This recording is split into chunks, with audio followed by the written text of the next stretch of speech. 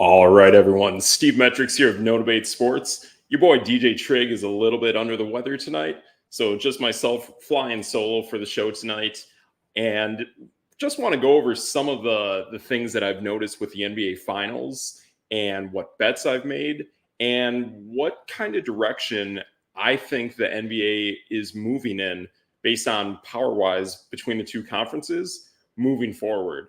So to begin with, this is game 4 of the NBA Finals. Actually, my bad. Game 5 of the NBA Finals.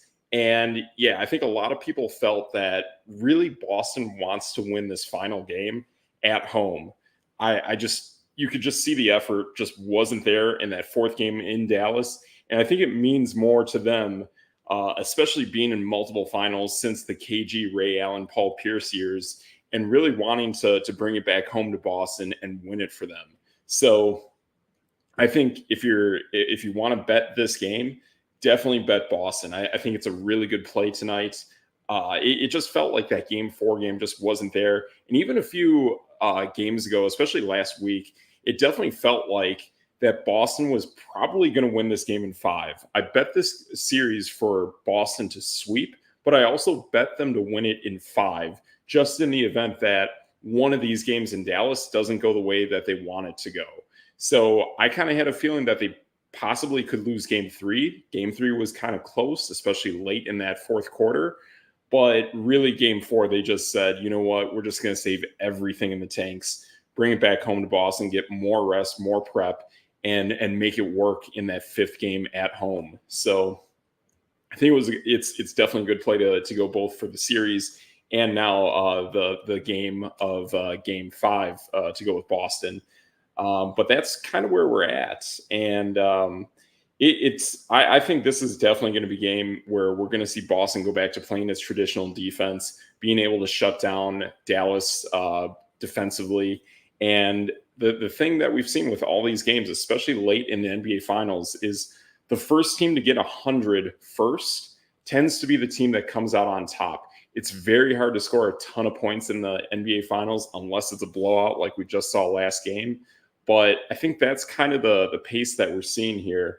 And I think this game 5, I think we're going to get more from Jaylen Brown. I think we're going to get more defensively from Jrue Holiday. And that's what it takes. If we get a combined maybe 60 points between Jrue, Jaylen Brown, and Jason Tatum, I think the rest of the complementary pieces of the Boston Celtics are going to get there.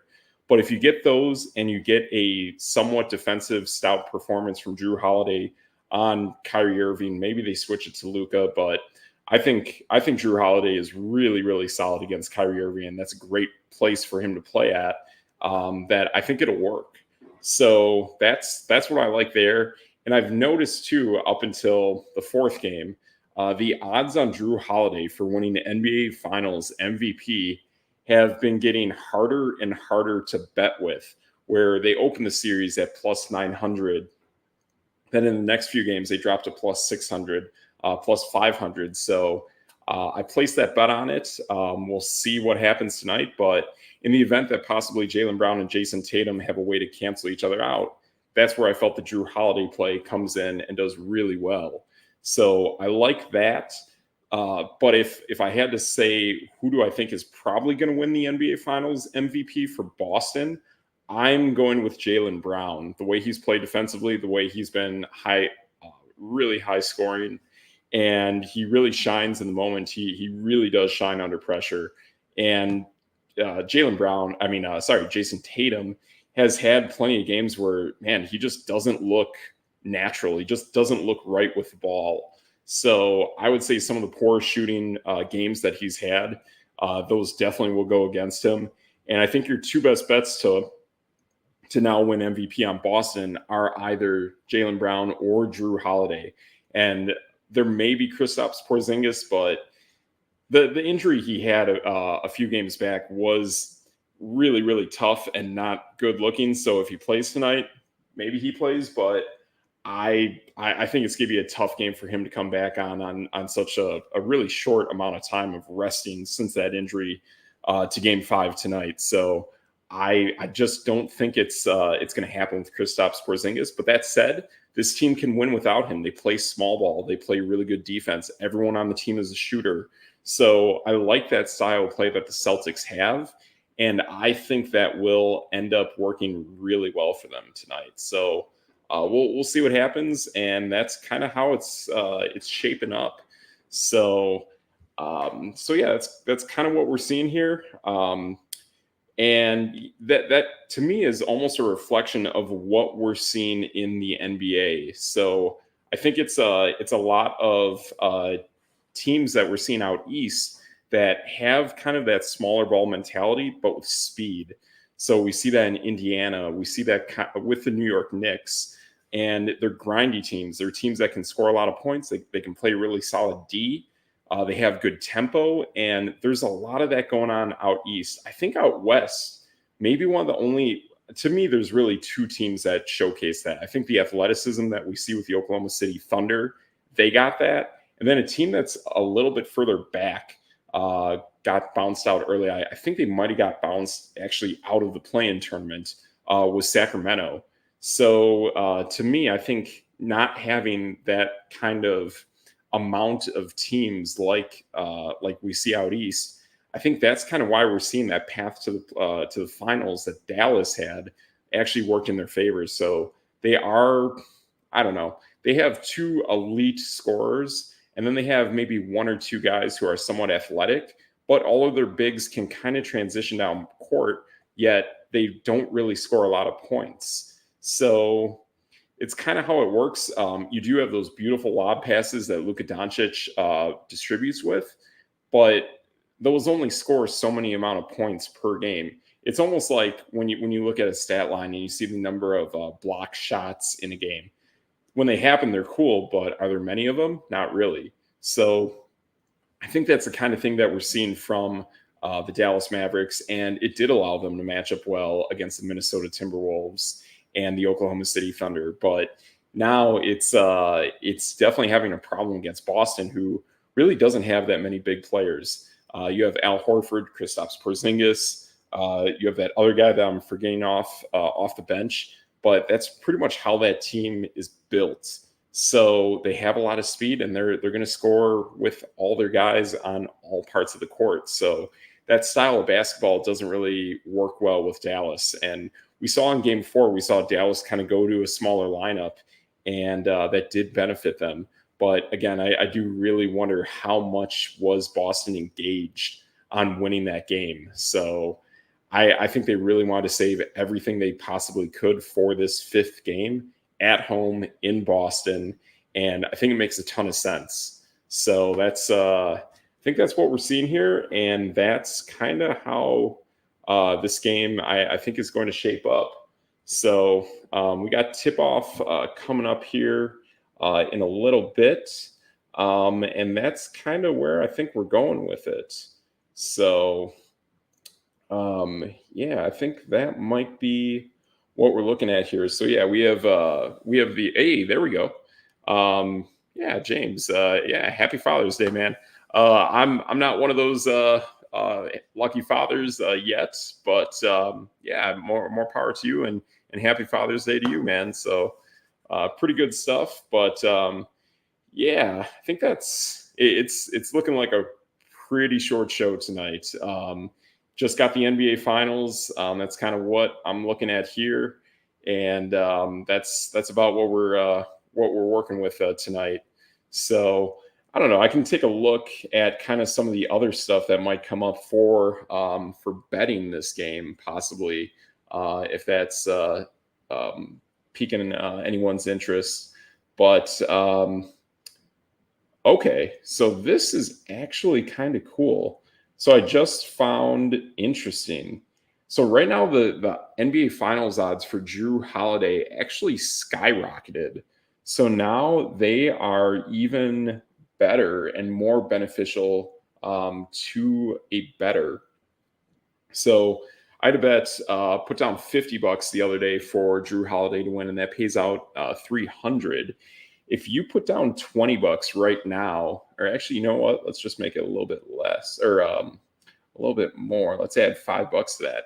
So a $25 wager on Drew Holiday for MVP. I think if he has a solid scoring night, if he puts out maybe 30 points and can shut down either Kyrie Irving or potentially Luka Doncic, I think it is totally legit, totally realistic that he could win this. His game 2 was excellent, so I really like that out of Drew Holiday. And I mean, you're not really putting too much out there, too much risk in order to get a really sizable payday. So your potential payout for Drew Holiday for MVP, if you put down a $25 bet, it wins you $1,000 plus the payout of your original bet for $10.25. So that's actually really, really cool. So I like that. That's pretty neat. That's going on here. Some of the other bets that's going on here. What else? We got the point spread. They have Boston winning by 7 with games at home. Well, pretty much any kind of NBA game. And your boy Triggs and I, we discussed this, that more often than not, if you win by 7 or more, that's a blowout. I think it's possible, but it could be a little tighter too, depending if that smaller lineup of Dallas really shows up tonight. So I'm not too keen on that. The over under I'm seeing is 210.5. So normally these games, especially defensive at home Boston, I actually like the under on this. Both of them pay right around even money. So either side you're playing with, you're getting basically the same exact odds. So it's more how much does the house bring in based on either bet. So I would probably take the under on that. Just seeing how Boston wins. When they win, they typically get to 100 and then they hold their opponent under 80. If that's the case, maybe you combine the total points plus the money line. So, or actually the point spread. So if you go point spread plus the total points of this game to go under 100, or sorry, you go for the total amount of points to be under 210.5. If you put down, let's say, $20, actually $30, they'll pay you over 60. So kind of 2-to-1 odds there. So that's kind of neat when you play with those numbers. But who else we got here? Top point scorer. I would probably. This is actually pretty cool. So there's two names to me that kind of stick out on this list. One is Jaylen Brown at plus 550.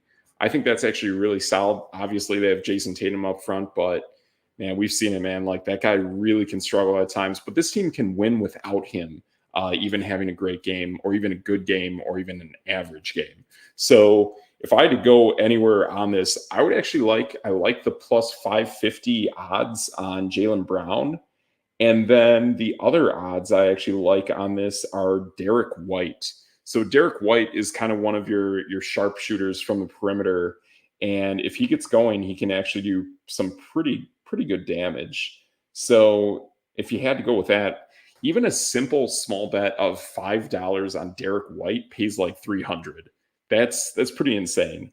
Yeah. So pretty much either way of that, if you're looking at Boston to win and you want to play with the kind of like the 3 Celtics that really get it done, Jason Tatum's up there, Jaylen Brown's up there, and Derek White is up there. I'd kind of roll the dice and go with Jaylen Brown and Derek White. I would avoid Tatum. If it happens, it happens. But either way, I mean, if we saw a $5 bet on Derek White pays like 300, and even a $10 bet on Jaylen Brown pays 55. So either way, I think you're looking pretty good. You could even double those up to $20 on Jaylen Brown to get paid out over 100, or putting also putting $10 on Derek White to win, which would pay a combined. Let's pull that up here again. So a $10 bet on Derek White pays 600. Pretty wild. Either way, if either of those two win, that winning covers the other bet that lost. So that's a little bit of hedging, kind of cool there. But that's kind of what I like. Play with the top scorers of Jaylen Brown, Derek White, and see what happens. So I like to play with the points. I'm not too big on the other metrics. I know Jason Tatum actually is one of those better rebounders, so that's kind of a cool one too. Over 5.5 is actually minus like 200, so that's actually kind of cool. Luka Doncic is one of those. Boy, his number is way up there. They got him uh, eyeing right around 8.5 rebounds, so that's pretty insane. But either way, that's kind of how it looks. So that's kind of how I would play this tonight. So I think that's what we got here. That's pretty much what we're looking at here for Game 5. Hopefully, your boy DJ Triggs is feeling a little bit better with us next week. So shorter show tonight, but thanks for sticking around. Be sure to follow, subscribe. Check us out on these platforms right here below. We're on Instagram, TikTok, Twitter, X, Facebook, and YouTube. Appreciate all the subscribers. Thanks again for watching, and we'll see you next time. So I'm Steve Metrics, and that's No Debate.